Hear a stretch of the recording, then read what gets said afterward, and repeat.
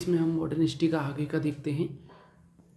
बनारस अधिवेशन 1905 1905 में गोखले ने 1905 में ही गोखले ने सर्वेंट्स ऑफ इंडिया सोसाइटी का गठन किया था और जो 1905 का बनारस अधिवेशन हुआ था उसकी अध्यक्षता भी गोपाल कृष्ण गोखले ने की थी।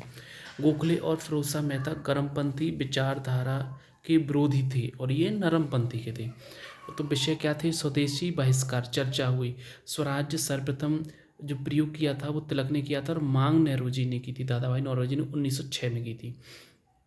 विषय थी स्वदेशी बहिष्कार, इन पर चर्चा हुई। लक्ष्य स्वशासन, उग्र विचारधारा के कांग्रेसी स्वराज्य को अपना लक्ष्य बनाना चाहते थे, लेकिन 1905 का लक्ष्य स्वशासन ही रहा। 1906 में लक्ष्य था वो स्वराज्य हो गया। बारिशाल सम्मेलन 1906 अप्रैल, बारिशाल सम्मेलन अप्रैल 1906। यह बंगाल का प्रांतीय सम्मेलन था। इसके अध्यक्ष अब्दुल रसूल थे और ये कांग्रेस का नहीं था। इसमें युगांतर नामक पत्र का समाचार पत्र में कहा गया कि समस्या का समाधान जनता के हाथों में है, ऐसा है। अब कलकत्ता अधिवेशन हुआ 1906 कांग्रेस का। उसमें कौन आए? दादा भाई नौरोजी। उसमें आए दादा भाई नौरोजी, भारत के वयोवृद्ध नेता, मतलब grand old man of India कहा जाता है इनको। दादा भाई नौरोजी जब तिलक इसके अध्यक्ष बनना चाहते थे, मतलब गर्मपंथी चाहते थे तिलक अध्यक्ष बने, लेकिन बने कौन? दादा भाई नौरोजी। गर्मपंथी विचारधारा के लोगों द्वारा 4 प्रस्ताव पारित करवाए गए: स्वदेशी बहिष्कार, राष्ट्रीय शिक्षा और स्वशासन। और 1905 में स्वशासन, 1906 में स्वराज्य, ये लक्ष्य बनाए गए थे। गर्मपंथी के दबाव में नौरोजी ने स्वराज्य को अपना लक्ष्य घोषित किया था। गर्मपंथी के दबाव में नौरोजी ने स्वराज्य को अपना लक्ष्य घोषित किया था। स्वराज्य मेरा जन्मसिद्ध अधिकार है और मैं इसे लेकर रहूंगा, यह लखनऊ समझौता 1916 में कहा था। नौरोजी का अध्यक्षीय भाषण मोहम्मद अली जिन्ना ने पढ़ा था। 1907 जो मुस्लिम लीग की स्थापना, अब मुस्लिम लीग की स्थापना देखते हैं। स्थापना हुई 1906 में और इसका जो अधिवेशन 1907 में कराची और 1908 में अमृतसर में हुए थे। अधिवेशन स्थापना हुई 1906 में, अधिवेशन 1907 में कराची, 1908 में अमृतसर अधिवेशन। शिमला का शिष्टमंडल 1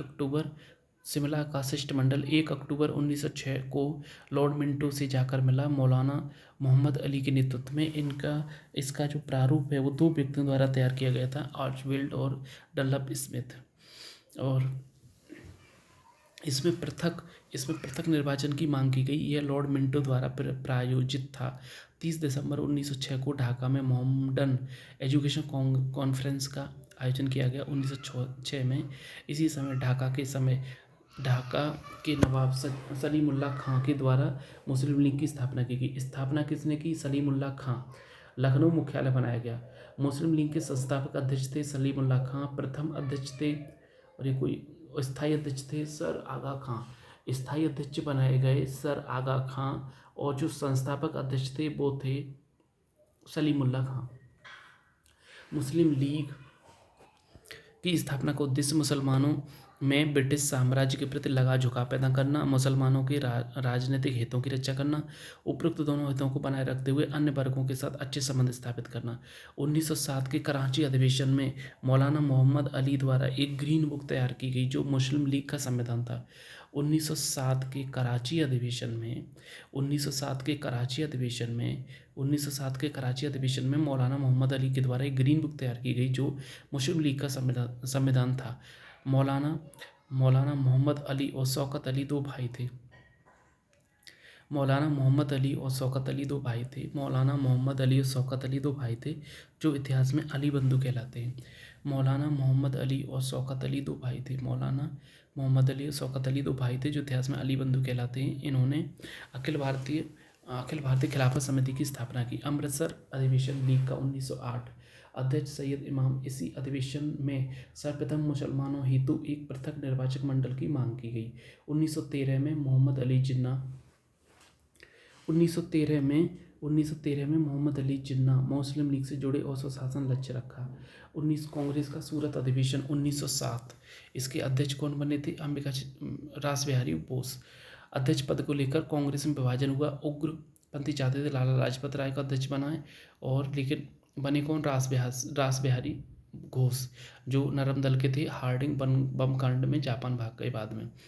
तो जो गर्मपंथी थे वो लाल बहादुर बाल गंगाधर तिलक महाराष्ट्र से थे, और लाल लाजपत राय पंजाब से थे, और बिपिन चंद्र पाल बंगाल से थे। और नरम दल के बने कौन? रास बिहारी बोस। अब देखो 1905 गोपाल कृष्ण गोखले, 1906 दादाभाई नौरोजी, और 1907 रास बिहारी घोष, बाल लाल पाल ये थे, है ना। तिलक ने कहा था कि हम उदारवादियों जैसी भिक्षावृत्ति जैसे कार्य नहीं करेंगे। बिपिन चंद्र पाल ने कहा था कि अंग्रेज हमें स्वराज्य थाली में सजाकर नहीं देंगे। बिपिन चंद्र पाल ने कहा था कि अंग्रेज हमें स्वराज्य थाली में सजाकर नहीं देंगे, हमें स्वराज्य छीनना पड़ेगा। इसी अधिवेशन में कांग्रेस का प्रथम विभाजन हुआ था। अंग्रेज उग्रपंथी विचारधारा को पसंद नहीं करते थे, और नरमपंथी की कुछ एक सिफारिश मानकर दरकिनार कर देते थे। सूरत विभाजन मुद्दे पर गर्म तल का नेतृत्व तिलक ने किया था। इस अधिवेशन के बाद तिलक को मांडली जेल बर्मा भेज दिया गया, 6 वर्ष के लिए भेजा, 1908 से 1914। अरविंद घोष पर भी मुकदमा लगाया गया, और इन्होंने राजनीति से संन्यास लेकर पांडिचेरी में अरविंदो आश्रम की स्थापना की। अंग्रेजों ने गर्मपंथी नेताओं को दबाने की कोशिश की, उग्रपंथी विचारधारा को समाप्त करने का प्रयास किया। मांडले जेल से स्वतंत्र होकर तिलक ने होम रूल आंदोलन की शुरुआत की, और तिलक ने मांडले जेल में 2 ग्रंथ लिखे थे, गीता रहस्य और Arctic home in the Vedas.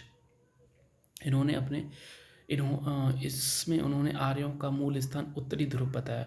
1909 का मार्ले मिंटो सुधार। गांधी जी ने कहा था कि मार्ले मिंटो सुधार 1909 का मार्ले मिंटो सुधार। गांधी जी ने कहा था कि मार्ले मिंटो सुधार ने हमारा सर्वनाश कर दिया। और जो मार्ले था वो भारत सचिव था, और मिंटो था वो वायसराय था। यह अधिनियम कोई सुधार, कोई स्वशासन, कोई उत्तरदायी शासन, कोई लोकतांत्रिक प्रक्रिया की स्थापना के लिए नहीं था, बल्कि भारत में सांप्रदायिकता के बीज बोने के लिए था, जिससे भारत में कभी स्वशासन नहीं आए। इससे मुसलमानों के लिए पृथक निर्वाचक मंडल स्वीकार किया गया। डॉक्टर राजेंद्र प्रसाद ने कहा था कि भारत के विभाजन के लिए जिन्ना को नहीं बल्कि मिंटो को उत्तरदायी ठहराना चाहिए। मार्ले ने कहा था कि हमने नागदंत बो दिए हैं, जिसकी फसल बहुत जहरीली होगी। इसमें मुसलमानों को दोहरा मताधिकार दिया गया। 3 वर्ग रखे गए, सामान्य, मुस्लिम और विशिष्ट, जिसमें विशिष्ट में जमींदारी, व्यापार और विश्वविद्यालय के सदस्य रहते थे। केंद्रीय विधानमंडल के सदस्यों की संख्या 16 से बढ़ाकर 60 कर दी। 9 पदेन सदस्य मिलाकर कुल 69। सत्येंद्र प्रसाद सिन्हा वायसराय की कार्यकारिणी के प्रथम सदस्य बने। वायसराय की कार्यकारिणी जो 1773 से बनाई गई थी, 4, उसके बाद 3 कर दिए, फिर उसमें मैकाले विधि सदस्य बनाया गया। तो उसी कार्यकारिणी में सत्येंद्र प्रसाद सिन्हा को जोड़ा गया, को प्रथम सदस्य बनाया गया। प्रांतीय विधान मंडल में बड़े प्रांतों में सदस्य संख्या 50 था, छोटे प्रांतों में सदस्य संख्या 30 कर दी गई, और अंग्रेजों को विधि तथा प्रशासन में भागीदारी दी गई। पूरक प्रश्न पूछने का अधिकार दिया गया, सुझाव देने व प्रस्ताव पेश करने का अधिकार दिया गया। विदेशी मामले व देशी राज्यों के संबंध में प्रश्न पूछने का अधिकार नहीं दिया गया। विदेशी मामले व देशी राज्यों के संबंध में प्रश्न पूछने का अधिकार नहीं दिया गया। अंग्रेजों द्वारा भारत में किए गए संवैधानिक प्रयोगों में 1909 का अधिनियम सर्वाधिक अल्पकालिक था। रैमजे मैकडोनाल्ड ने 1909 के अधिनियम को प्रजातंत्र व नौकरशाही के बीच अस्थायी समझौता बताया। 1911 का दिल्ली दरबार का आयोजन। राजधानी कलकत्ता से दिल्ली लाई गई। ब्रिटेन, मतलब जो ये हुआ था, विभाजन हुआ था, उसके बाद ये 1911 का दिल्ली दरबार का आयोजन हुआ। राजधानी कलकत्ता से दिल्ली, और ब्रिटेन सम्राट केवल इसी दरबार में एक बार भारत आए थे। वायसराय हार्डिंग टू, इसमें ब्रिटेन के सम्राट जॉर्ज पंचम और महारानी मैरी ने भाग लिया था। इसमें भंग को रद्द कर दिया गया। भारत की राजधानी कलकत्ता से दिल्ली स्थानांतरित करने की घोषणा की गई। घोषणा 12 दिसंबर 1911 को हुई थी, और ये लागू हुआ था 1 अप्रैल 1912 से राजधानी। और 1914 का कामागाटा मारू प्रकरण जापानी शब्द है। नवंबर 1913 में कनाडा के 23 भारतीयों को आने की अनुमति वहाँ के सुप्रीम कोर्ट ने दी थी। बाबा गुरदीप सिंह सिंगापुर के व्यापारी के, उन्होंने एक जापानी जहाज कामागाटा मारू जहाज किराए पर लिया और 376 भारतीयों को लेकर कनाडा गए। कनाडा में वैंकूवर बंदरगाह पर इन्हें जहाज से उतरने नहीं दिया और कहा कि 1913 से 1914 तक नियम बदल चुका है और इन्हें वापस लौटने को कहा। कनाडा में पहले से रह रहे भारतीयों द्वारा शोर कमेटी का गठन किया गया, जिसके माध्यम से इन आने वाले भारतीयों के पक्ष में कानूनी लड़ाई लड़ी गई। ब्रिटिश सरकार के आदेश पर यह जहाज भारत के बजबज बंदरगाह कलकत्ता पर पहुंचा और यहीं से पुलिस के साथ इस संघर्ष में 18 यात्री मारे गए और गुरदीप सिंह भूमिगत हो गए। बाद में गांधी जी के कहने पर आत्मसमर्पण कर दिया। 5 वर्ष की जेल की सजा हुई। प्रथम विश्व युद्ध 1914 से 18 में भारतीयों की भूमिका। समर्थक रियासतें प्लस उदारवादी नेता, राजभक्ति की भावना और रियासतें पराजित होकर संधि से बंधी थी। उग्रवादी नेता युद्ध के बाद स्वशासन की आशा से इन्होंने इसमें महात्मा गांधी जी व तिलक ने देश में भ्रमण कर सैनिकों की भर्ती व ब्रिटेन की आर्थिक सहायता हेतु वातावरण बनाया। गांधी जी के सहयोग के लिए अंग्रेजों द्वारा गांधी जी को केसरे हिंद की उपाधि दी गई और प्रथम विश्व युद्ध में 8 लाख भारतीय सेना भर्ती हुए थे। बाद में 48,000 सैनिक मारे गए, कुल गायब हुए। 7,74,000 सैनिकों का नुकसान हुआ था। प्रथम विश्व युद्ध में कुल 1 करोड़ लोग मारे गए थे। विश्व युद्ध में मारे गए सैनिकों की याद में प्लस आंग्ल अफगान युद्ध है ना, ये उनके इंडिया गेट दिल्ली की स्थापना की गई। गेटवे ऑफ इंडिया बॉम्बे की स्थापना सम्राट जॉर्ज पंचम व महारानी मैरी के भारत आगमन 1911 पर की गई थी। गेटवे ऑफ इंडिया को भारत का प्रवेश द्वार भी कहा जाता है। और दिल्ली में इंडिया गेट पर अमर जवान ज्योति है, यह लाल बलुआ पत्थर से बना है। लखनऊ समझौता 1916। इस समय अंबिका चरण मजूमदार की अध्यक्षता में कांग्रेस का अधिवेशन हुआ।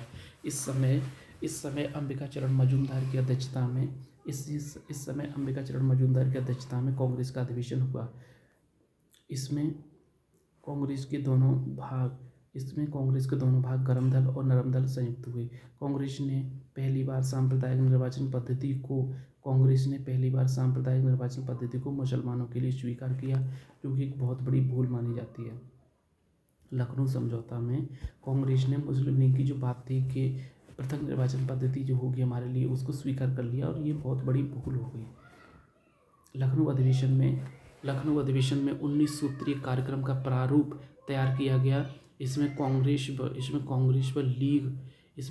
व लीग के साझा विचार शामिल थे।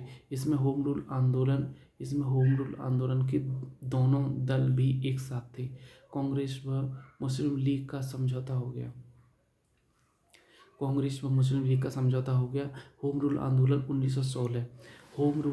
1916 ये आयरलैंड के होम रूल आंदोलन से प्रेरित था, है ना। बाल गंगाधर तिलक थे, इन्होंने 2 पत्रिकाएं मराठा और केसरी प्रकाशित की थी। मराठा इंग्लिश में होती थी और केसरी मराठी में होती थी। 28 अप्रैल 1916 को इंडियन होम रूल लीग की स्थापना बेलगांव कर्नाटक में हुई थी। इसके अध्यक्ष ये थे और सचिव। इस आंदोलन में इन्हें लोकमान्य की उपाधि मिली थी। एनिबेसेंट ये आयरलैंड के होम रूल आंदोलन से प्रेरित था। कॉमनवेल्थ न्यू इंडिया 1916 मद्रास में होम रूल लीग की स्थापना की। अरुणडेल। लखनऊ समझौता 1916 में तिलक ने कहा था कि स्वराज्य मेरा जन्मसिद्ध अधिकार है और मैं इसे लेकर रहूँगा।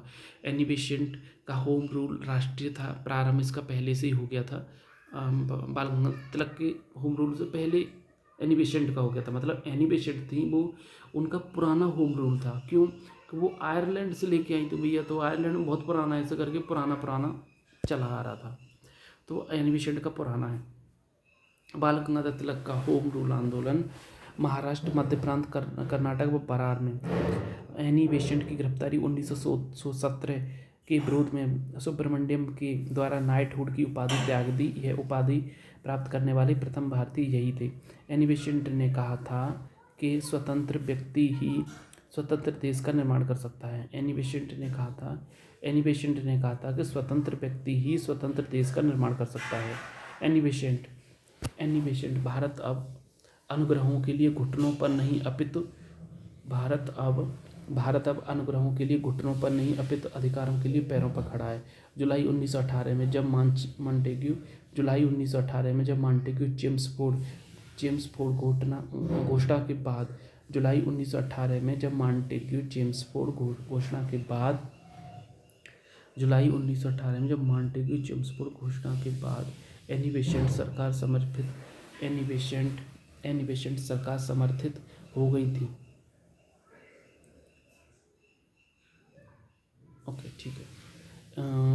जुलाई 1918 में मॉन्टेग्यू चेम्सफोर्ड घोषणा के बाद एनी बेसेंट सरकार समर्थित हो गई थी और तिलक ने वैलेंटाइन सिरोल के विरुद्ध में एक मानहानि का मुकदमा करने के लिए लंदन की यात्रा की थी। सिरोल ने तिलक को भारतीय अशांति का जनक कहा था। इसके लिए मुस्लिम लीग का यह लखनऊ अधिवेशन समझौता अस्थायी था। 1916 से 22 तक साथ रहकर भी लीग मुसलमानों के अधिकारों के लिए पृथक राजनीति करती रही। 1922 में असहयोग आंदोलन के साथ ही यह समझौता टूट गया। उदारवादियों और उग्रवादियों के समझौते के शिल्पी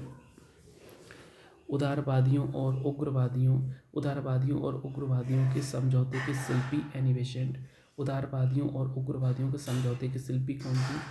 एनी बेसेंट थी। और कांग्रेस और लीग के समझौते के शिल्पी जनक कौन थे? तिलक थे। 1916 से 22 मध्य का काल था। Annie Besant Commonwealth, new India और तिलक ने मराठा और केसरी और के समाचार पत्रों का प्रकाशन किया था। और एनी बेसेंट फेबियन आंदोलन की प्रस्तावक थी। 1905 गोखले बनारस, 1906 दादाभाई नौरोजी कलकत्ता और 1907 सूरत और रासबिहारी बोस। 1905 गोखले बनारस, 1906 कलकत्ता दादाभाई नौरोजी और 1907 रासबिहारी बोस सूरत। मॉन्टेग्यू घोषणा 1917 भारत सचिव ने हाउस ऑफ कॉमन्स में घोषणा की थी कि भारत में स्वशासी संस्थाओं का विकास किया जाएगा और प्रशासन के प्रत्येक क्षेत्र में भारतीयों की भागीदारी तय की जाएगी, अर्थात उत्तरदायी शासन की घोषणा की जाएगी। कांग्रेस प्लस लीग द्वारा सत्याग्रह की घोषणा के बाद मॉन्टेग्यू को उत्तरदायी शासन देने की घोषणा करनी पड़ी थी। नरमपंथी नेता सुरेंद्रनाथ बनर्जी ने इस घोषणा का स्वागत किया। इस घोषणा को नरमपंथी घोषणा को मैग्ना कार्टा की संज्ञा दी। तिलक ने इसे बिना सूरज का सवेरा का और मॉन्टेग्यू घोषणा ने अंग्रेजों द्वारा भारतीय संदर्भ में प्रथम बार उत्तरदायी शासन शब्द का प्रयोग किया था। मॉन्टेग्यू चेम्सफोर्ड घोषणा 1918 ब्रिटेन में हाउस ऑफ कॉमन्स भारत की लोकसभा, ठीक है, और हाउस ऑफ लॉर्ड्स है वो भारत की राज्यसभा। मॉन्टेग्यू चेम्सफोर्ड घोषणा 1918 इस घोषणा के विरोध व समर्थन को लेकर कांग्रेस में मत भिन्नता आ गई थी। 1918 में कांग्रेस का दूसरा विभाजन हुआ। सुरेंद्रनाथ बनर्जी द्वारा ऑल इंडिया लिबरल फेडरेशन नामक संस्था बनाई गई। अखिल भारतीय उदारवादी संघ, भारत सरकार अधिनियम 1919 या मॉन्टेग्यू चेम्सफोर्ड सुधार अधिनियम 1919। इसमें प्रांतों में द्वैत शासन की स्थापना की गई और भारत में प्रथम बार लॉर्ड क्लाइव द्वारा स्थापित किया गया था। द्वैत शासन स्थापित किया प्रांतों में, जैसे वारेन हेस्टिंग्स ने खत्म कर दिया था लॉर्ड क्लाइव के को, है ना, और 1919 से फिर से ले आए। केंद्र और प्रांतों में विषय जो थे वो विषय थे उनका केंद्र और प्रांतों में विभाजन किया गया। केंद्र में विधायिका के दो भाग कर दिए। केंद्र में विधायिका के दो भाग कर दिए, केंद्रीय विधान परिषद 145 और केंद्रीय राज्य परिषद। हाँ, मतलब जो राज्य है वहाँ की विधानसभा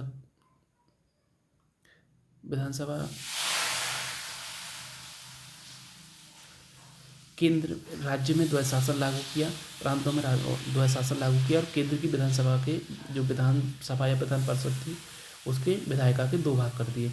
अभी 1935 से क्या करेंगे ये लोग, केंद्र में द्वैत शासन लाएंगे, राज्यों में ख़त्म कर देंगे, प्रांतों में की विधायिका है उसके दो भाग कर देंगे।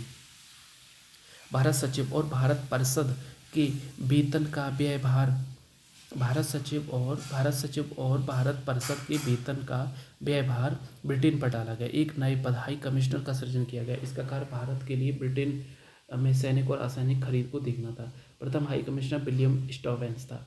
और अंग्रेजों महिलाओं को मताधिकार दिया गया। मद्रास प्रांत में सबसे पहले महिलाओं को मताधिकार दिया गया। नरेंद्र मंडल चैम्बर ऑफ प्रिंसेस भी कहा गया। इसमें सभी देसी राजाओं को एक संघ बनाने को कहा गया।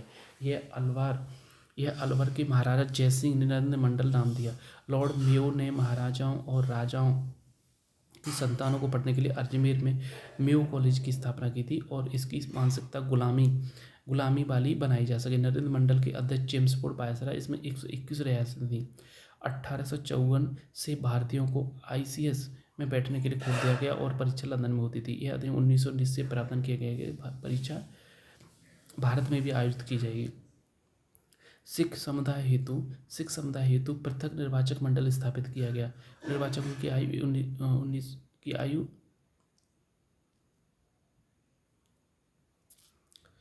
से केंद्र के मामले रक्षा, विदेशी मामले टंकण मुद्रा, प्रांत के मामले शिक्षा, चिकित्सा, उद्योग, कृषि और प्रांतों में द्वैशासन अप्रैल 1921 में लागू हुआ। उत्तर पश्चिमी प्रांतों में 1932 में द्वैशासन लागू रहा। 1937 तक प्रांतों में द्वैशासन रहा। प्रांतों में द्वैशासन आरक्षित विषय, संरक्षित विषय, हस्तांतरित विषय, गवर्नर प्लस कार्यकारी। यह नाम मात्र के मंत्री थे। यह गवर्नर की अनुमति के बिना कुछ कार्य नहीं कर सकते थे।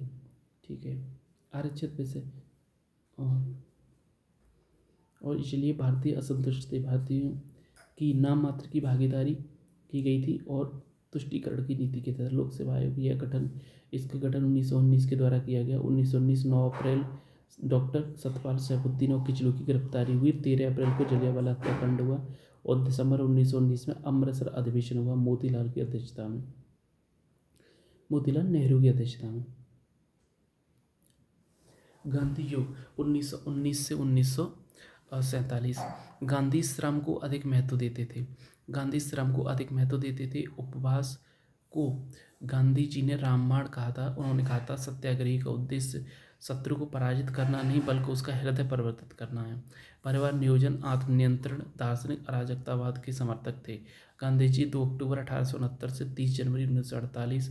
मूल नाम था मोहनदास करमचंद गांधी। पिता करमचंद उत्तमचंद गांधी बंकानेर और राजकोट के दीवान थे। माता पुतलीबाई, पत्नी कस्तूरबा गांधी। विवाह गांधी की उम्र 13 वर्ष। पुत्र हरिलाल, मणिलाल, रामदास, देवदास। अहिंसा सत्य की प्राप्ति का रास्ता है। जन्म स्थान पोरबंदर, गुजरात। और गांधी जी के पिता पोरबंदर के दीवान थे।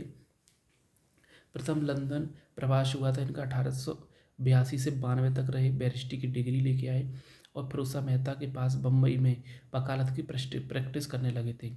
इन्हें दक्षिण अफ्रीका की एक कंपनी दादा अब्दुल्ला एंड कंपनी से कार्य मिल गया और दक्षिण अफ्रीका का प्रवास 1893 से 1914 तक रहा। जनवरी 1915 में लौटे। दक्षिण अफ्रीका प्रवास जब जोहान्सबर्ग से प्रिटोरिया जा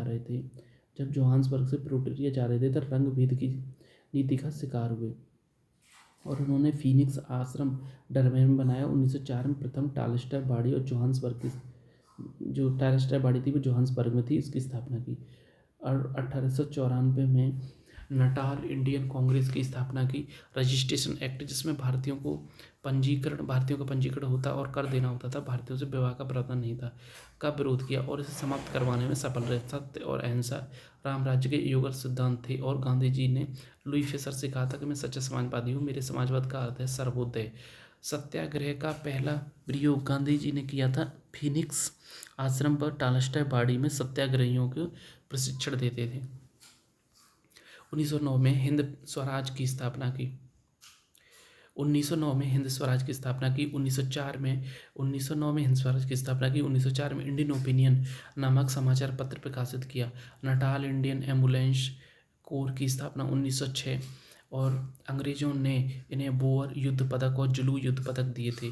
सेवा धर्म दक्षिण अफ्रीका में अपनाया गया। गोपाल कृष्ण गोखले के आग्रह पर, गोपाल कृष्ण गोखले के आग्रह पर गांधी जी भारत आए थे 9 जनवरी 1915।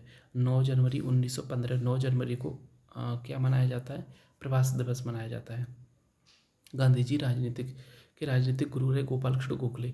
गांधी जी 1915 से 16 में 1 वर्ष तक मौन व्रत रखा और इसी बीच भारत भ्रमण किया। इसी बीच उन्होंने साबरमती आश्रम के किनारे अहमदाबाद में साबरमती आश्रम की स्थापना 25 मई 1915 को की थी। सत्याग्रह आश्रम। गांधी जी जॉन रस्किन और टॉलस्टॉय से बहुत प्रभावित थे। जॉन रस्किन की बुक जो थी वो अनटू दिस लास्ट, और टॉलस्टॉय की बुक थी the kingdom of God is within you. Gandhi ji इन दोनों किताबों को पढ़ा गांधी जी ने, और गांधी जी ने सत्याग्रह का विचार टॉलस्टॉय की किताब से लिया था। BHU 1916 की उद्घाटन समारोह में गांधी जी का प्रथम सार्वजनिक भाषण हुआ, और इस भाषण में गांधी जी ने कहा था कि यहाँ बैठे राजा महाराजाओं, धनाढ्य वर्गों, जमींदारों में समाज का दबा कुचला वर्ग कहीं दिखाई नहीं दे रहा है, जिसके लिए ये विश्वविद्यालय बना है। यदि राजकुमार राजकुमारियों के यह गहने गरीबों, किसानों, मजदूरों की गरीब दूर नहीं कर सकते तो यह किसी काम के नहीं है। इसके लिए गांधी जी की आलोचना भी हुई और जनमानस में ये लोकप्रिय हो गए। कांग्रेस का लखनऊ अधिवेशन 1916। कांग्रेस का लखनऊ अधिवेशन 1916, ठीक है। इस अधिवेशन में राजकुमार शुक्ल ने गांधी जी से मुलाकात की और बिहार के चंपारण आने को आग्रह किया था। इस अधिवेशन में कांग्रेस पुनः एक हुई और कांग्रेस लीग समझौता हुआ। कांग्रेस ने मुस्लिम लीग की पृथक निर्वाचन की मांग स्वीकार कर ली थी और किसानों की समस्या सुनने के लिए ये चंपारण गए। चंपारण सत्याग्रह गांधी का पहला सत्याग्रह था, सफल सत्याग्रह रहा। प्रथम जो राष्ट्रीय स्तर का था वो तो रॉलेट एक्ट के विरुद्ध था, लेकिन जो प्रथम अगर माना जाए छोटे लेवल पे ही तो वो चंपारण था। किसानों का था और ये 1917 में हुआ। तिनकटिया प्लस गिरमिटिया, दो प्रथाएं थी। तिनकटिया मतलब 3/20 पर नील की खेती अनिवार्य रूप से करनी होती थी, जिसका किसानों को कोई लाभ नहीं होता था, भूमि बंजर हो जाती थी, खाने को खाद्य नहीं होता था, ये किसानों को कोई लाभ नहीं होता था। और गिरमिटिया थी, यह एक बंधुआ मजदूरी प्रथा थी और इसमें किसानों को विदेशों में भी भेजा जाता था और शहरें बेची थी। एक लगान की पड़ी हुई दर थी। गांधी जी के साथ यहाँ गांधी जी का जो ध्यानाकर्षण है वो राजकुमार शुक्ल ने किया था। और ब्रज किशोर, यहाँ पे कौन कौन आए थे? ब्रज किशोर, महादेव भाई देसाई, मजरूक हल, जीवी कृपलानी, राजकुमार शुक्ल, राजेंद्र प्रसाद, नरहरि पारिक सहयोगी के रूप में आए थे। अनुग्रह नारायण भी सहयोगी थे, राजेंद्र प्रसाद भी थे। यहाँ सर जॉन फ्रैंक सिलाई की अध्यक्षता में सिलाई आयोग गठित किया गया था और गांधी जी इसके सदस्य थे। DJ रीड सदस्य थे, अनुग्रह नारायण नहीं थे। सिलाई आयोग की रिपोर्ट के आधार पर इन तीनों प्रथाओं को समाप्त कर दिया। बहुत इंपॉर्टेंट है चंपारण सिलाई आयोग। सिलाई आयोग की रिपोर्ट के आधार पर इन दोनों ही प्रथाओं को समाप्त कर दिया, तिनकटिया, गिरमिटिया और सरायवेशी। इस आंदोलन का दक्षिण के किसान आंदोलन के नेता NG रंगा ने विरोध किया था। बढ़ी हुई लगान की दर 25% किसानों को वापस लौटाया। चंपारण आंदोलन के समय रविन्द्रनाथ टैगोर ने गांधी जी को महात्मा कहा था और महात्मा गांधी ने इनको गुरुदेव कहा था, रविन्द्रनाथ टैगोर को। श्रीमद् भगवत गीता से गांधी जी प्रभावित थे। इन्होंने इस पर टीका भी लिखी। टीका एक पूरा ग्रंथ होता है। अहमदाबाद मिल मजदूर। अब जो अहमदाबाद मिल में क्या होता है, प्लेग फैल गया था, उसकी वजह से बोनस दिया जा रहा था। तो जो मजदूर थे वो मांग कर रहे थे 50% देंगे और मिल के मालिक थे वो कह रहे 20% देंगे। जब समझौता हुआ तो इन दोनों का बीच का मतलब 50 + 20 70/2 बराबर 35% पे इनका समझौता हो गया था। अब गांधी जी ने पहली जो भूख हड़ताल थी की वो अहमदाबाद मिल मजदूर आंदोलन में ही की थी। अहमदाबाद के मिल के जो लोग रहते हैं, मिलों में काम करते हैं, कारखानों में मजदूर वर्ग, वो बड़े भूखे प्यासे रहते हैं, भरपेट भोजन भी नहीं मिल पाता। तो इसीलिए वहाँ पे मिल मतलब भूख, तो गांधी जी ने सर्वप्रथम भूख हड़ताल की। इस आंदोलन का नेतृत्व गांधी जी ने किया था। इस आंदोलन का जो नेतृत्व है वो गांधी जी ने किया था। और गांधी बीच का रास्ता निकालने का प्रयास कर रहे थे। मिल मालिक अम्बालाल और उनकी बहन अनुसुईया बेन मजदूरों के पक्ष में गांधी जी के साथ धरने पर बैठे थे। यहाँ की समस्या हल करने के लिए एक ट्रिब्यूनल का गठन हुआ और इस आंदोलन के समय गांधी जी ने भारत में प्रथम आमरण अनशन किया। ठीक है, भूख हड़ताल, ये तो भूख पे बैठ गए। यहाँ 35% प्लेग बोनस देने पर मजदूर और मिल मालिक सहमत हुए और यह आंदोलन समाप्त हुआ, मतलब सफल हुआ। गांधी जी का यह आंदोलन सफल हुआ। खेड़ा आंदोलन, चंपारण, अहमदाबाद, खेड़ा, 17/18/18। 22 मार्च, अहमदाबाद बीच में। किसानों का ये कारण क्या था कि अकाल के बावजूद भूमि करों की जबरन वसूली की जा रही थी। उसके नेतृत्वकर्ता गांधी जी को माना गया। और वल्लभ भाई पटेल इसी आंदोलन के समय गांधी जी से मिले तथा एक साथ मिलकर कार्य किया।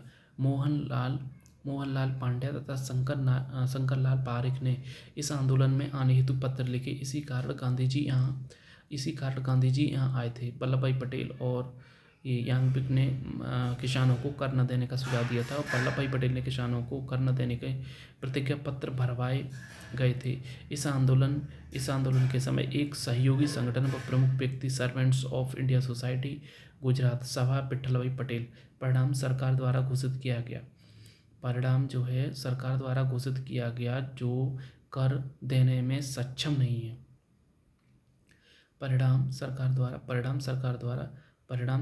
घोषित किया गया, जो कर देने में, इसका परिणाम क्या हुआ, सरकार द्वारा घोषित किया गया कि जो कर देने में सक्षम नहीं है उन्हें छूट दी जाएगी, और जो कर देने में सक्षम है दे सकते हैं। सर सिडनी आयोग 1917। सर सिडनी आयोग 1917। न्यायाधीश सिडनी रॉलेट की अध्यक्षता में सिडनी आयोग का गठन हुआ शेडेशन कमीशन की कमेटी की सिफारिश पर, और जो उद्देश्य है प्रथम विश्व युद्ध के बाद प्रभावी नियंत्रण के उपाय तलाशना, राष्ट्रीय व क्रांतिकारी गतिविधियों पर रोक लगाना। इसी आयोग की रिपोर्ट के आधार पर रॉलेट एक्ट मार्च 1919 में गवर्नर जनरल की कार्यकारिणी परिषद ने पारित किया। रॉलेट एक्ट मार्च 1919, वायसराय जेम्स फोर्ड। प्रथम विश्व युद्ध 1914 से 18 के समय यह कानून था कि किसी व्यक्ति को केवल शक के आधार पर गिरफ्तार किया जा सकता है। 1914 से 18 के समय पर यह कानून था कि किसी व्यक्ति को केवल शक के आधार पर गिरफ्तार किया जा सकता था। इस अधिनियम के अनुसार किसी भी व्यक्ति को बिना कारण बताए केवल शक के आधार पर बंदी बनाया जा सकता था। इसे कोर्ट में अपील, दलील या वकील करने का अधिकार नहीं था। मोतीलाल नेहरू ने इसे न वकील, न अपील, न दलील का कानून कहा। आम जनता ने इसे काले कानून की संज्ञा दी। गांधी जी ने इस एक्ट के विरुद्ध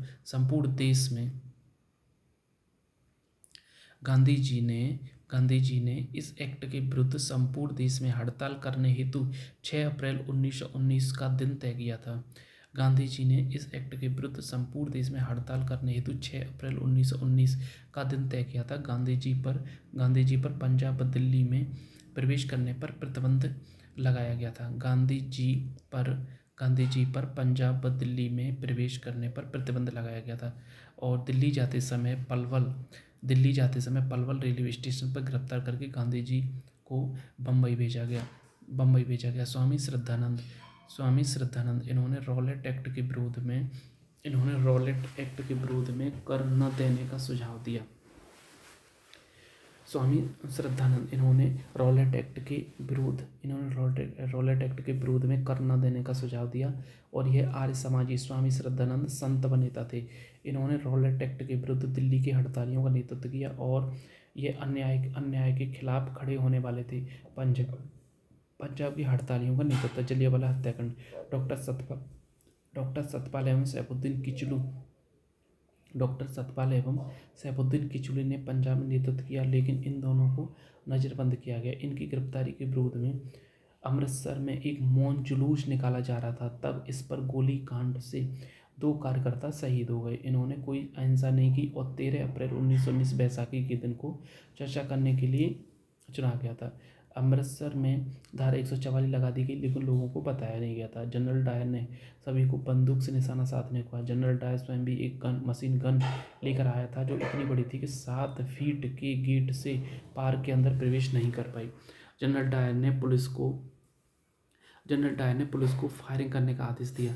इस सभा को लाला हंसराज संबोधित कर रहे थे। फायरिंग करने वाले सैनिक गोरखा बटालियन के भारतीय थे। लगभग 1000 लोग मारे गए, लेकिन सरकारी आंकड़ों के अनुसार 379 लोग मारे गए। भगत सिंह इस हत्याकांड के खून से सनी मिट्टी लेकर गए थे और मन ही मन इसका बदला लेने की प्रतिज्ञा की थी।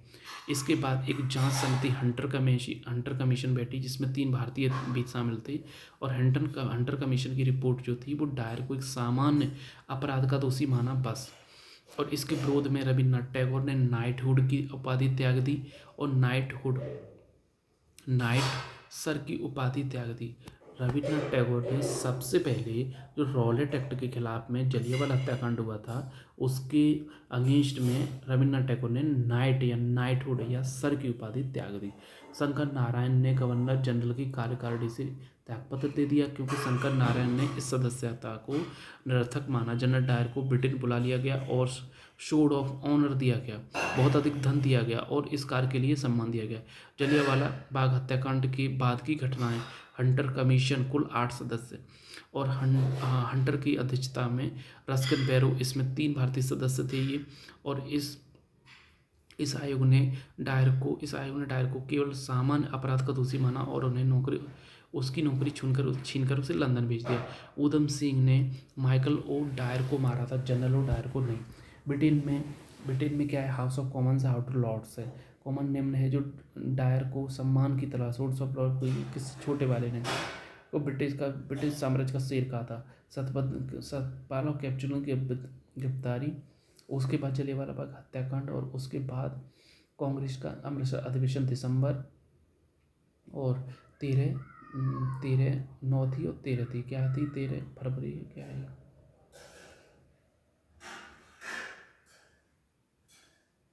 13 अप्रैल 9 अप्रैल, ठीक है। और मॉर्निंग पोस्ट समाचार पत्र ने इसको पैसे दिए। नियामक हत्याकांड का निवारक हत्याकांड मोंटेग्यू ने जानबूझकर किया गया हत्याकांड। कांग्रेस ने मदन मोहन मालवीय की अध्यक्षता में एक जांच आयोग का गठन किया जिसमें डायर को दोषी माना गया। पंजाब के चमनदीप ने एक डंडा फौज का गठन किया। पंजाब में गुजरांवाला में दमन हेतु हवाई हमलों का सहारा लिया गया और ऐसा हवाई हमला भारत में प्रथम बार हुआ था। जलियांवाला बाग हत्याकांड के बाद कांग्रेस का अमृतसर अधिवेशन हुआ था। प्रथम विश्व युद्ध 1914 से 18। ब्रिटेन मित्र राष्ट्रों की जीत हो रही थी, जर्मनी प्लस तुर्की दूसरी राष्ट्र उनकी हार हो रही थी। अब खिलाफत आंदोलन 1919। तुर्की जो यूरोप में है उसको यूरोप का सबसे गरीब देश मरीज माना जाता है, यूरोप का मरीज माना जाता है तुर्की को। और तुर्की के खलीफा के पद की समाप्ति की आशंका, तुर्की के विभाजन की आशंका भारत के मुसलमानों का हित निहित था। अब खिलाफत के लिए एक अखिल भारतीय खिलाफत समिति सितंबर 1919 में बनी। संस्थापक कौन थे? मोहम्मद अली और शौकत अली बंधु। 17 अक्टूबर 1919 को अखिल भारतीय खिलाफत दिवस मनाया गया। 24 नवंबर 1919 में अखिल भारतीय खिलाफत समिति की एक बैठक हुई जिसकी अध्यक्षता थी वो महात्मा गांधी जी ने की थी। महात्मा गांधी ने इस समय कहा था कि हिंदू और मुसलमानों के बीच सांप्रदायिक सौहार्द स्थापित करने का इससे अच्छा अवसर अगले 10 वर्षों में नहीं मिलेगा। इस आंदोलन से जुड़े प्रमुख मुस्लिम नेता थे मौलाना मोहम्मद अली, शौकत अली, हकीम अजमल खां, सर सैयद अहमद खां और मजरूक हल्क। गांधी जी के खिलाफत आंदोलन की कट आलोचना जिन्ना ने की थी। मोहम्मद अली जिन्ना खिलाफत आंदोलन को देश की स्वतंत्रता के आंदोलन से जोड़ने के विरोधी थे। गांधी जी ने अखिल भारतीय खिलाफत समिति के समक्ष असहयोग आंदोलन में भाग लेने का प्रस्ताव रखा जिसे स्वीकार कर लिया गया। गांधी जी ने अखिल भारतीय खिलाफत समिति के समक्ष असहयोग आंदोलन में भाग लेने का प्रस्ताव रखा। गांधी जी ने अखिल भारतीय खिलाफत समिति के समक्ष असहयोग आंदोलन में भाग लेने का प्रस्ताव रखा जिसे स्वीकार कर लिया गया। और इलाहाबाद बैठक में गांधी जी को खिलाफत आंदोलन का नेता मान लिया गया और यह बैठक 1920 में हुई थी। हकीम अजमल खां ने 1908 में प्राप्त हाजिक उल मुल्क नामक उपाधि को 1919 में लौटा दिया। असहयोग आंदोलन 1920 से 22 नेतृत्व महात्मा गांधी और कलकत्ता अधिवेशन 1920 की अध्यक्षता लाला लाजपत राय ने की थी। इसमें असहयोग का प्रस्ताव रखा गया, परंतु सी आर दास व मोहम्मद अली जिन्ना ने विरोध किया था। लेकिन सी आर दास व मोहम्मद अली जिन्ना ने विरोध किया था। यह कांग्रेस का एक विशेष अधिवेशन था, सितंबर 1920 में था, कलकत्ता अधिवेशन था। और दिसंबर 1920 में नागपुर में नियमित अधिवेशन हुआ, जिसमें असहयोग आंदोलन को स्वीकार कर लिया गया। सी आर दास ने समर्थन किया और सी आर दास ने ही असहयोग आंदोलन का प्रस्ताव रखा था, जबकि पहले जो कलकत्ता अधिवेशन था उसमें इन्होंने विरोध किया था। लेकिन इससे असंतुष्ट होकर अधिवेशन में शंकर नारायण और मोहम्मद अली जिन्ना ने कांग्रेस छोड़ दी थी। अब गांधी जी ने असहयोग आंदोलन शुरू होने के एक वर्ष के भीतर स्वराज प्राप्ति का नारा दिया था। कार्यक्रम सकारात्मक शिक्षण संस्थाओं की स्थापना करना, सांप्रदायिक सौहार्द की स्थापना करना, न्याय मंडल क्षेत्र की स्थापना करना, सूती वस्त्र को बढ़ावा देना और स्वदेशी उद्योग केंद्र स्थापित करना। नकारात्मक विदेशी शिक्षण संस्थानों का विरोध, नौकरियों से त्यागपत्र, वकीलों ने न्यायालय जाना बंद कर दिया, पुलिस ड्यूटी पर जाना बंद, विदेशी वस्त्रों की होली, इसका विरोध रविन्द्रनाथ टैगोर ने किया था। विदेशी शिक्षा का बहिष्कार सबसे सफल बंगाल में, सबसे कम सफल मद्रास में। और जलियांवाला हत्याकांड के बाद गांधी जी ने सत्याग्रह को अपनी हिमालय जैसी भूल स्वीकार किया था। जलियांवाला बाग हत्याकांड के बाद असहयोग को गांधी जी ने अपनी हिमालय जैसी भूल स्वीकार किया था। स्वदेशी शिक्षण संस्थानों की स्थापना, काशी विद्यापीठ, जामिया मिलिया कॉलेज और बिहार विद्यापीठ, गुजरात विद्यापीठ। सुभाष चंद्र बोस नेशनल कॉलेज कलकत्ता के प्राचार्य बने। सुभाष चंद्र बोस नेशनल कॉलेज कलकत्ता के प्राचार्य बने। कांग्रेस ने सदस्यता शुल्क 25 पैसे कर दिया। कांग्रेस ने सदस्यता शुल्क जो था वो 25 पैसे 4 आने कर दिया। और राष्ट्रीय पोशाक खादी तय की गई। और गांधी जी ने इस आंदोलन के समय मदुरई सभा में लंगोटी में रहने की प्रतिज्ञा की थी। 1921 में विजयवाड़ा अधिवेशन में कांग्रेस ने 1 करोड़ रुपए तिलक फंड की एकत्रित करने की योजना बनाई और इससे शिक्षण संस्थान खोलने की बात की, क्योंकि असहयोग आंदोलन 1 अगस्त 1920 को शुरू हुआ था और इसी दिन तिलक की मृत्यु हो गई थी। 1921 में ही प्रिंस ऑफ वेल्स के भारत आगमन का भारत ने विरोध किया था। 1921 में ही प्रिंस ऑफ वेल्स के भारत आगमन का भारत ने विरोध किया था। गांधी जी ने कैसरे हिंद और जनरल बाजार राय बहादुर की उपाधि लौटाई थी, है ना। कब लौटाई थी?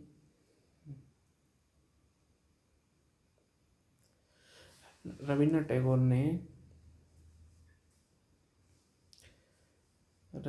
टैगोर ने जलियांवाला हत्याकांड के विरोध में अपनी नाइट सर की उपाधि लौटाई थी।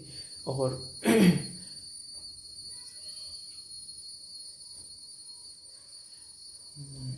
सी आर दास ने असहयोग आंदोलन के बाद अपनी वकालत छोड़ दी थी। सी आर दास को देशबंधु के नाम से जाना जाता था। ऐसी घटना जो असहयोग आंदोलन की मूल भावना में नहीं थी। शराब की दुकानों के आगे महिलाओं द्वारा धरना प्रदर्शन। असहयोग आंदोलन ने कांग्रेस पार्टी को जन जन तक पहुंचाया था। ठीक है। 1920 में कांग्रेस ने कलकत्ता अधिवेशन का प्रमुख मुद्दा, सितंबर 1920 के कांग्रेस के कलकत्ता अधिवेशन का प्रमुख मुद्दा जलियांवाला बाग हत्याकांड, खिलाफत आंदोलन थे। खिलाफत आंदोलन में मदन मोहन मालवीय सम्मिलित नहीं हुए थे। उन्होंने इस आंदोलन में कांग्रेस की भागीदारी का विरोध किया था। और असहयोग आंदोलन से जनता के मन में ब्रिटिश शक्ति का भय हट गया। असहयोग आंदोलन का समापन। असहयोग आंदोलन के दौरान लाला लाजपत राय ने एक छात्र सम्मेलन की अध्यक्षता महाराष्ट्र में की थी। अब बिहार के छपरा में राहुल साकृत्यायन ने असहयोग आंदोलन का नेतृत्व किया था। उड़ीसा में असहयोग आंदोलन का उल्लेख उन्नाव लक्ष्मी नारायण ने अपनी पुस्तक मालपली में किया है। चौरी चौरा हत्याकांड 4 फरवरी 1922 गोरखपुर जिला में।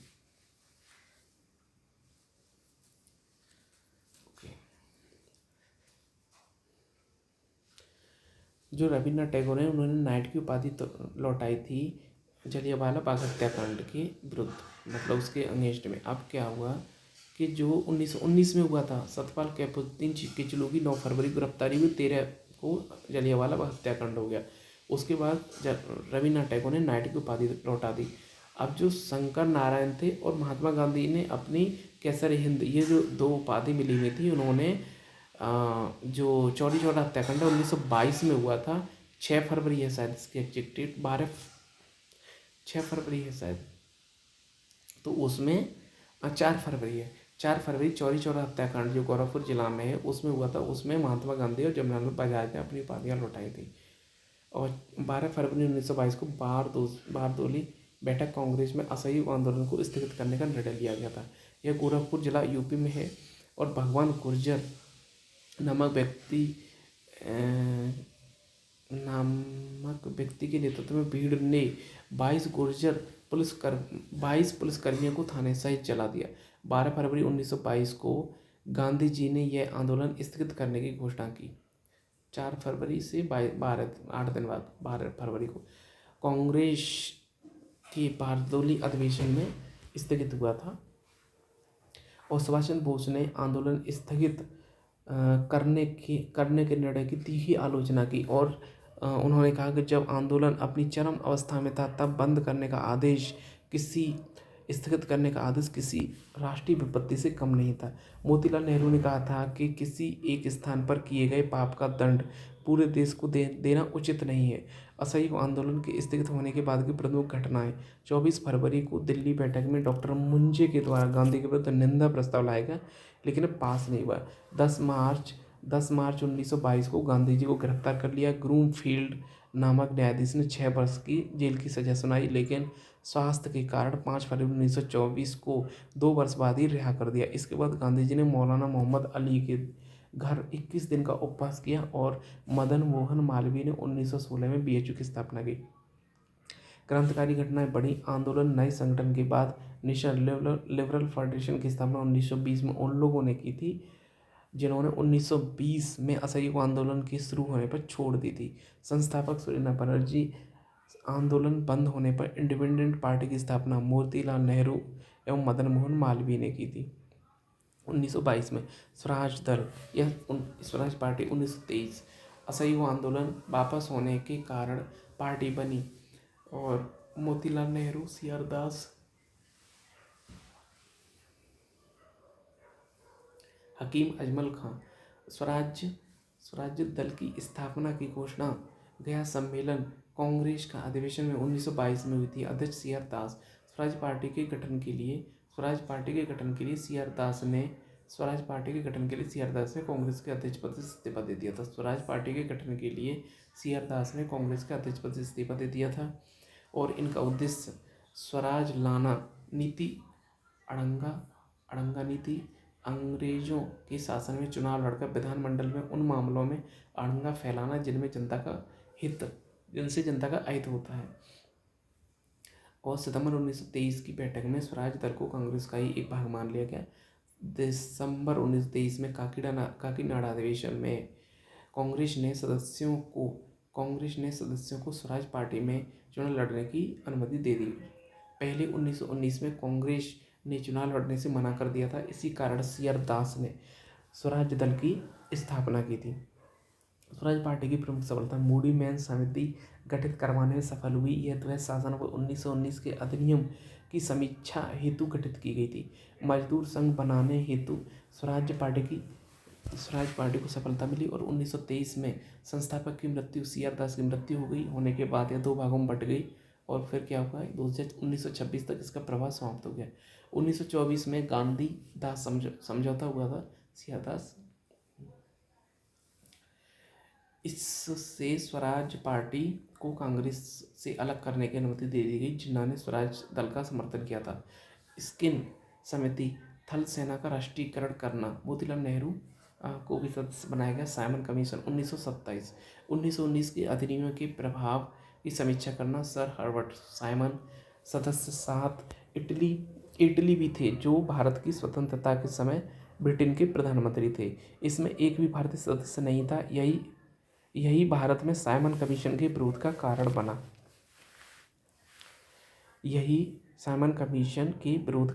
बना। लॉर्ड इरविन की सलाह पर एक भी भारतीय सदस्य नहीं बनाया गया था और भारत सचिव वायसराय इरविन। भारत में साइमन कमीशन 3 फरवरी 1928 को आया, गठन 1927 में हो गया था। और भारतीयों ने साइमन कमीशन गो बैक नारे से इसका स्वागत किया। यह नारा यूसुफ मेयर अली ने दिया था। साइमन गो बैक और भारत छोड़ो, अंग्रेजों भारत छोड़ो नारा भी यूसुफ मेहर अली ने दिया था। इकबाल ने एक मुस्लिम पृथक राष्ट्र के लिए नाम विचार दिया था, इकबाल ने। और स्विफ्ट कमीशन भी कहा जाता है। साइमन कमीशन का भारत में प्रत्येक जगह विरोध हुआ। साइमन कमीशन का भारत में प्रत्येक जगह विरोध हुआ। बम्बई, मद्रास, लखनऊ, पंजाब, लाहौर। स्कॉट के कहने पर सैंडर्स ने लाठीचार्ज का आदेश दिया था।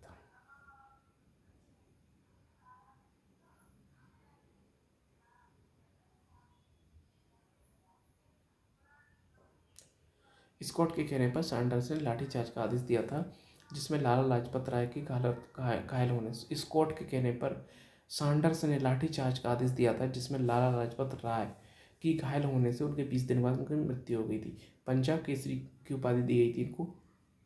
17 नवंबर 1928 को लाला लाजपत राय का देहावसान हो गया और इन्होंने देहावसान से पूर्व कहा था कि मेरे सिर पर पड़ी एक एक लाठी ब्रिटिश साम्राज्य के ताबूत पर एक एक कील साबित होगी।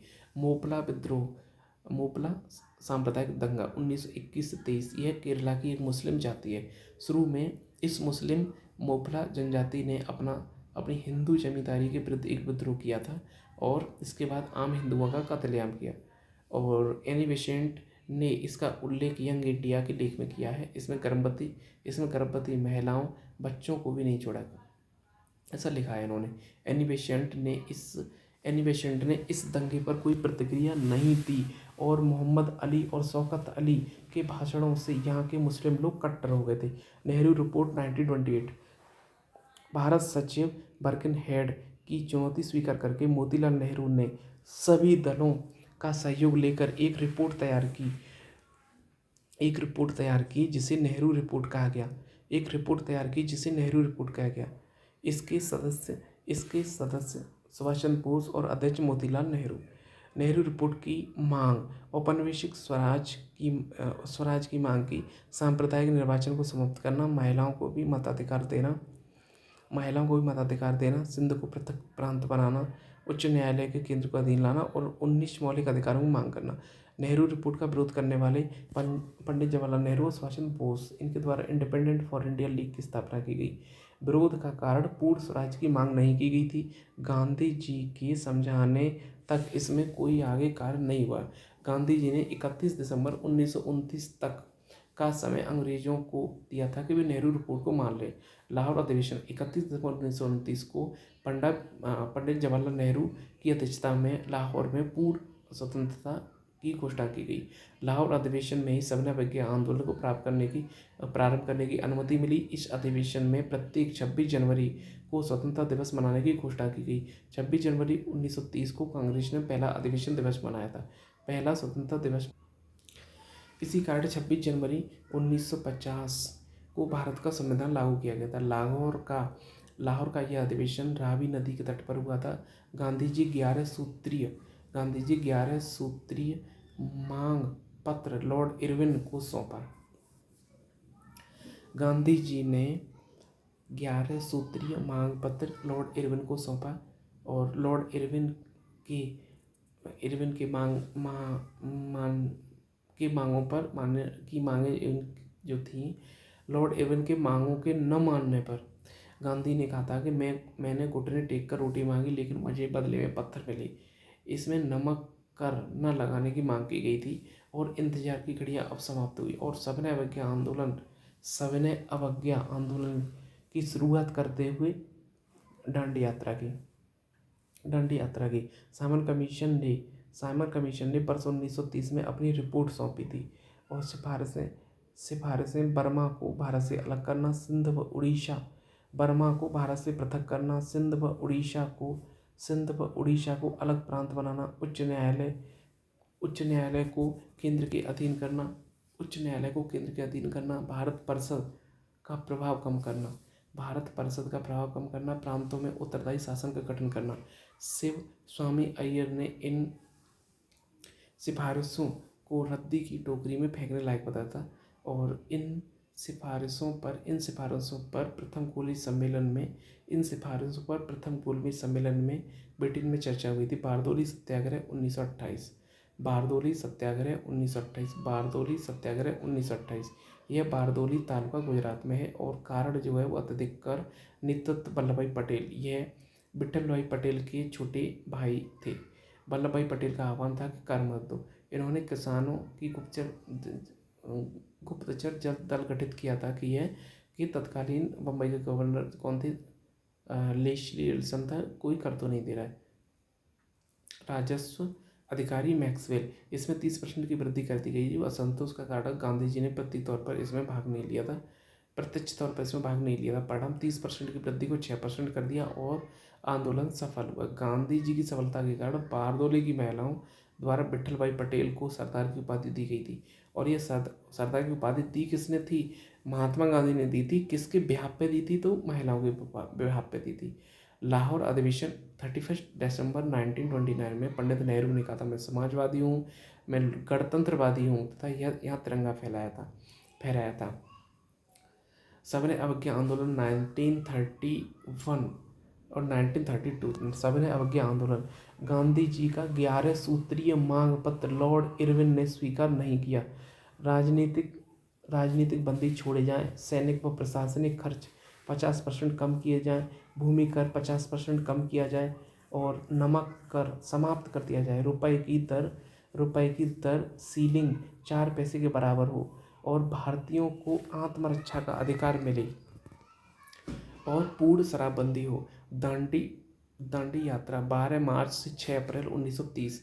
दांडी यात्रा में 24 दिन में 240 मील की यात्रा की। दांडी यात्रा में गांधी जी के साथ 78 लोग साथ चले थे, है ना। कहाँ से? साबरमती से। और सुभाष चंद्र बोस ने गांधी जी के इस दांडी मार्च की तुलना नेपोलियन के एल्वा से पेरिस की ओर जाने वाले अभियान से की थी।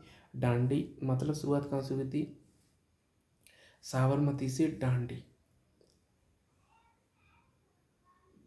साबरमती से प्रारंभ किया, माही नदी को पार करके दांडी पहुंचे और साबरमती से हुआ दांडी मार्च और दांडी से हुआ सविनय अवज्ञा आंदोलन स्टार्ट। दांडी यात्रा में बे मिलर नामक अंग्रेज पत्रकार गांधी जी के साथ थे। दांडी यात्रा का पूरा कार्यक्रम वल्लभ भाई पटेल की देखरेख में हो रहा था। दांडी यात्रा से पहले साबरमती आश्रम में प्रतिज्ञा की थी कि स्वराज मिलने तक नहीं लौटूंगा। दांडी यात्रा का आदर्श वाक्य था, अंत तक लड़ो। दांडी यात्रा में हिंदू, मुस्लिम, ईसाई साथी तथा महिलाओं ने भी इसमें प्रतिभाग किया था। गांधी जी ने 6 अप्रैल 1930 को एक मुट्ठी भर नमक हाथ में लेकर सांकेतिक रूप से नमक कानून का उल्लंघन किया। दांडी में गांधी ने कहा था, शक्ति के विरुद्ध अधिकार की लड़ाई में मैं विश्व की सहानुभूति चाहता हूँ। बम्बई में नमक सत्याग्रह का नेतृत्व जमनालाल बजाज और यूसुफ अली ने किया था। इसी दौरान कर्नाटक, महाराष्ट्र और मध्य प्रांत में वन कानूनों का उल्लंघन हुआ था। इसी दौरान बिहार में चौकीदारी कर देने से मना कर दिया था और असम में कनिंघम परिपत्र का विरोध हुआ था। खान अब्दुल गफ्फार खान सीमांत गांधी की उपाधि दी गई और इन्होंने खुदाई खिदमतगार लाल कुर्ती की स्थापना की थी। एक अंग्रेज समाचार पत्रकार ब्रेल्सफोर्ड ने कहा था कि क्या सम्राट को एक केतली पानी उबालने से हराया जा सकता है?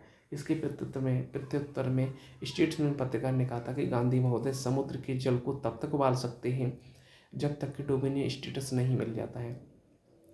सविनय अवज्ञा आंदोलन की असफलता के बाद गांधी जी ने रचनात्मक कार्यक्रम को महत्व दिया। हरिजन उत्थान छूत विरोधी लीग बनाई। धरसाना सत्याग्रह 21 मई 1930। हरिजन समाचार पत्र निकाला और नेतृत्व सरोजिनी नायडू, मणिलाल गांधी जी के पुत्र, इन्होंने किया था। और न्यू फ्रीमैन समाचार पत्र के पत्रकार बे मिलर ने कहा था। न्यू फ्रीमैन समाचार पत्र के पत्रकार बे मिलर ने कहा था कि इससे अधिक अत्याचार का दृश्य मैंने अपने जीवन में नहीं देखा। यह आंदोलन सविनय अवज्ञा आंदोलन के दौरान हुआ था। यह आंदोलन और धरसाना हुआ था 1930। मोपला हुआ था 1900, बहुत इंपॉर्टेंट है। मोपला हुआ था 1920, धरसाना हुआ था 1930। यह आंदोलन सबने अवज्ञा आंदोलन के दौरान हुआ था। महात्मा गांधी ने यरवदा जेल में जाने के बाद धरसाना नामक गोदाम पर कांग्रेस कार्यकर्ताओं ने धावा बोल दिया और इसके बाद अब्बास तैयब जी, उसके बाद सरोजिनी नायडू ने आंदोलन का नेतृत्व किया। गांधी जी की गिरफ्तारी के बाद यरवदा जेल भेजा गया और अब्बास तैयब जी ने इस आंदोलन का नेतृत्व किया था। बाद में रिहा होने के बाद इस आंदोलन का नेतृत्व विनोबा भावे ने अपने जीवन की इस आंदोलन में के दौरान विनोबा भावे ने अपने जीवन की पहली गिरफ्तार दी थी और 1921 में भूमिदान आंदोलन चलाया था आंध्र प्रदेश के पोचमपल्ली से। प्रथम कोलवी सम्मेलन 1930 12 नवंबर से 13 जनवरी। सबने अवज्ञा आंदोलन पहले शुरू हो गया था और यह जेम्स पैलेट लंदन में हुआ था। उद्घाटन सम्राट जॉर्ज पंचम, वायसराय इरविन, प्रधानमंत्री मैकडॉनल्ड, और इसमें कांग्रेस ने भाग नहीं लिया था क्योंकि कांग्रेस सविनय अवज्ञा आंदोलन में बिजी थी। कुल 89 सदस्य थे, भारतीय 76। इसमें प्रथम बार भारतीयों को अंग्रेजों के बराबर का दर्जा दिया गया। इसमें मोहम्मद अली जिन्ना, तेज बहादुर सप्रू, एम.आर. जयकर, के.टी. तेलंग, भीमराव अम्बेडकर दलित वर्गों के लिए अलग निर्वाचक मंडल की मांग की थी। प्रथम कोली सम्मेलन असफल हुआ। मत भिन्नता के कारण भारत से ब्रिटेन जाने के लिए तब 27 दिन लगते थे। गांधी इरविन समझौता। 5वां, गांधी पहले गोलमेज सम्मेलन में गए नहीं, इसीलिए क्या किया उन्होंने, गांधी इरविन समझौता किया। ठीक,